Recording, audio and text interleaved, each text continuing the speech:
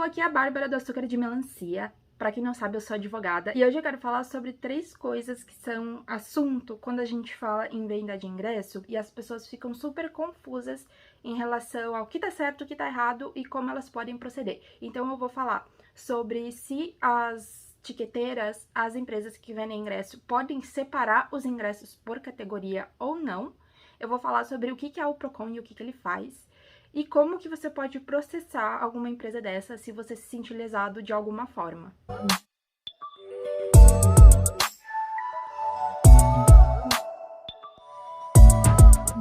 A primeira coisa que causa muita confusão nas pessoas em relação ao que pode e o que não pode é as categorias de ingresso que são separadas na hora da venda pelas tiqueteiras. Por exemplo, a Eventim, na maioria dos shows, ela tá separando assim. Você vai comprar, vai ter uma opção de inteira, vai ter uma opção meia entrada, vai ter meia idoso e meia cadeirante ou meia PCD.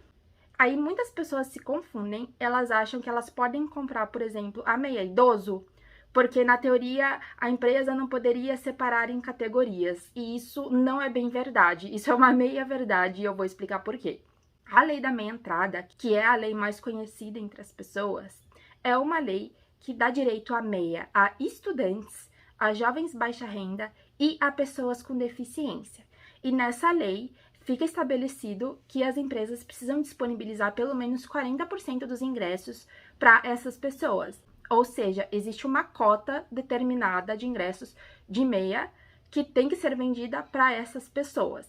E, de fato, para essas pessoas, as empresas não poderiam separar os ingressos em categorias.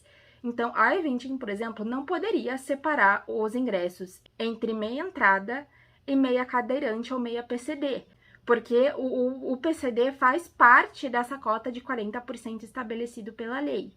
Então, de fato, isso está errado. E, na teoria, você que é estudante poderia comprar a meia PCD porque faz parte da mesma cota pela lei.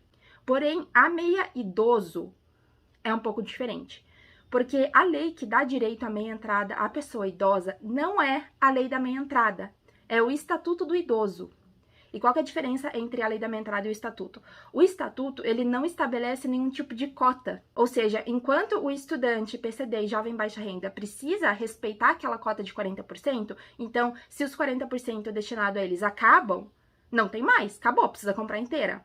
Com o idoso não funciona assim, porque não tem cota. E se não tem cota, a gente nunca interpreta de maneira a prejudicar a pessoa, é o contrário. Então, se não tem cota, na teoria, enquanto tiver ingresso disponível, a pessoa idosa poderia comprar o ingresso meia idoso. E por isso, os sites podem separar, sim, porque são leis diferentes que dão direitos à meia para essas pessoas, e são regras diferentes por conta dessa cota de 40% que uma lei tem e a outra não. E aí você vai me falar, mas Bárbara, lá na lei da minha entrada, lá no comecinho da lei, tá escrito idosos. Porém, se você for ver no corpo da lei, não tá escrito idosos em lugar nenhum, porque a disposição que incluía os idosos nessa lei foi vetada na hora de aprovar essa lei. Se você abrir a mensagem de veto que tem lá, eu vou deixar todos os links aqui embaixo, você vai ver que eles tiraram a pessoa idosa dessa lei, porque o Estatuto do Idoso já contempla a meia entrada para o idoso, então não precisava incluir o idoso nessa lei de novo. E é por isso que rola essa confusão de enfiar o idoso nessa cota de 40%. Mas ele não precisa respeitar essa cota porque ele não está contemplado por essa lei. E não é só o idoso que não está contemplado por essa lei, outras pessoas também. Existem leis estaduais que dão direito à entrada para o menor de 21 anos, como no Rio de Janeiro. Tem lei que dá direito à meia para doador de sangue, para professores. E muitas dessas leis também não estabelecem nenhuma cota. Tem lei que tem cota e tem lei que não tem. Então, de novo, pode separar. Essas categorias podem ser vendidas em separado porque elas estão fora daquela cota de 40%. Então, resumindo, se você é estudante, você vai comprar, não tem mais meia estudante e tem a meia idoso, você não pode comprar meia idoso. Ah, mas o Procon disse errado. O Procon disse errado porque eles, não sei se eles divulgaram uma nota, algo assim, incluindo o idoso como se o idoso fizesse parte da cota de 40%, mas não faz. Eles não se atentaram a isso e passaram uma informação errada, tá bom? Agora, em relação ao cadeirante e ao PCD, se você é estudante, na teoria você pode comprar sim esse ingresso, só que existe a teoria e existe a prática. Na prática, eles podem te barrar. porque eles vão verificar e falar, não, tem o ingresso a cadeirante e você é estudante e você não pode. O que você poderia fazer nesse caso seria processar, né? Depois, se você tiver que inteirar esse ingresso, você poderia processar a empresa alegando essa cota de 40% que tem na lei e que eles não poderiam fazer essa separação. Em relação a outros tipos de meia, é a mesma coisa, porém a Eventim, nos últimos shows, não tá estabelecendo uma categoria própria, só tem lá meia entrada. Então, se você é professor, menor de 21, acaba tendo que comprar a meia entrada, que é a mesma do estudante. Na teoria, isso também tá errado. Deveria existir uma categoria própria para cada um, porque são pessoas que também não precisam respeitar a cota de 40%. Mas é aquela coisa, né, gente? Os sites, eles fazem tudo errado mesmo, e é a gente que precisa saber como lidar com isso, porque eles não parecem estar com muita vontade de mudar. A Eventim chegou a mudar em alguns shows. Eles fizeram uma divisão que estava até correta. Eles dividiam entre leis federais e leis estaduais. Era uma divisão mais legal, que estava mais correta, mas eu acho que deu tanta confusão também na hora das pessoas comprarem que eles desistiram e voltaram para o modo antigo. E infelizmente não há nada que a gente possa fazer em relação a isso. É você que vai ter que tomar uma decisão ali na hora de comprar e às vezes arriscar, né, ter que inteirar lá no dia. Lembrando que, caso você compre essa meia entrada errada, né, por exemplo, se a estudante comprou a PCD, lá no dia, o máximo que vai acontecer é você ter que inteirar esse ingresso. Você não vai ser proibido de entrar no show. Em relação ao Procon, que muitas pessoas falam, isso aconteceu tal coisa, vai lá no Procon, vai no Procon, vai no Procon. Na verdade, o Procon não resolve problemas pessoais. O Procon, ele é um órgão de proteção ao consumidor no sentido, assim, coletivo. Por isso que é importante você fazer reclamações no Procon, para que eles saibam quando uma empresa não está atuando corretamente e tentem tomar providências. Porém, as providências que o Procon toma são administrativas, eles podem impor sanções administrativas às empresas, e se for o caso, eles têm legitimidade para entrar com uma ação civil pública. O que é uma ação civil pública?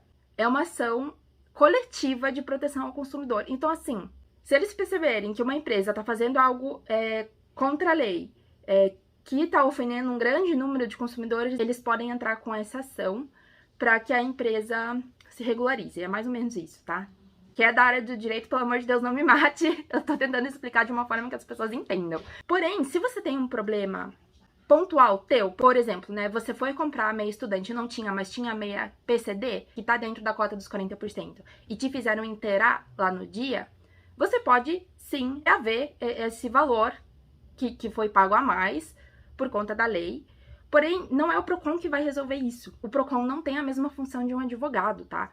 Então, nesse caso, você teria que entrar com uma ação lá no juizado especial. Muitas pessoas conhecem como pequenas causas, mas hoje o nome é juizado especial civil.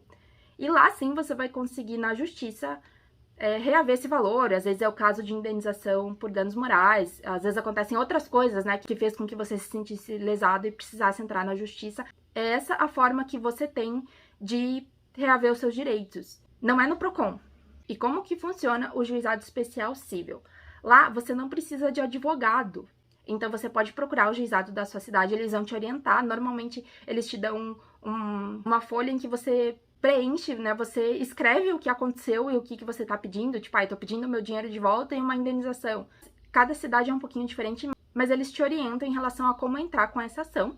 Gente, uma coisa que eu esqueci de falar no vídeo, mas eu quero salientar aqui, é que você entrar com uma ação, né, você entrar com um processo na justiça, ele não é garantia de que você vá ganhar. Porque a justiça brasileira é um grande site de eventim, sabe? É essa a vibe.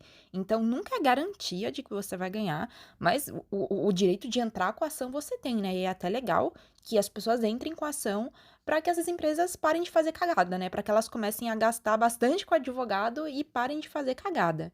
Depois que você entra com a ação, normalmente é marcada uma audiência de conciliação. Hoje em dia, aqui, pelo menos no Paraná, tá sendo online, faz pelo celular mesmo. Normalmente, essas audiências de conciliação, que seria para realizar um acordo com a empresa que você está processando, elas não dão em nada, porque normalmente essas empresas não propõem um acordo, tá? Elas vão até o final. Eles vão até o final sem acordo nenhum. E aí, depois dessa audiência de conciliação, que não dá em nada, normalmente, ou já vem a decisão final do juiz, ou vem mais uma audiência para depois dela vir a decisão final. Qual que é o pulo do gato do juizado? Se uma das partes não ficar contente com a decisão, dá para entrar com recurso. Só que nessa fase de recurso precisa ter advogado. Então, se, por exemplo, você perdeu a ação e você quer entrar com um recurso para tentar mudar essa decisão, você pode, mas você vai precisar de advogado. Então, precisa se atentar a isso, que nessa primeira fase, digamos assim, você pode fazer tudo sem advogado, mas se precisar entrar com um recurso, vai precisar de um advogado. Resumindo tudo, os sites podem separar, sim, a meia entrada de idoso. Se você teve algum problema na hora da compra, às vezes acontece, teve gente que comprou a meia entrada normal e recebeu a meia entrada idoso. Enfim, qualquer problema que você tenha tido com a etiqueteira, se você quer entrar com um processo contra ela, você precisa ir até o juizado e não ao Procon. É legal ir ao Procon mesmo assim, fazer uma reclamação lá, para que eles saibam o que está acontecendo naquela empresa, mas para resolver o teu problema pontual é no juizado. Se vocês ainda ficaram com alguma dúvida, comenta aqui embaixo, que eu vou tentar ajudar. E até a próxima!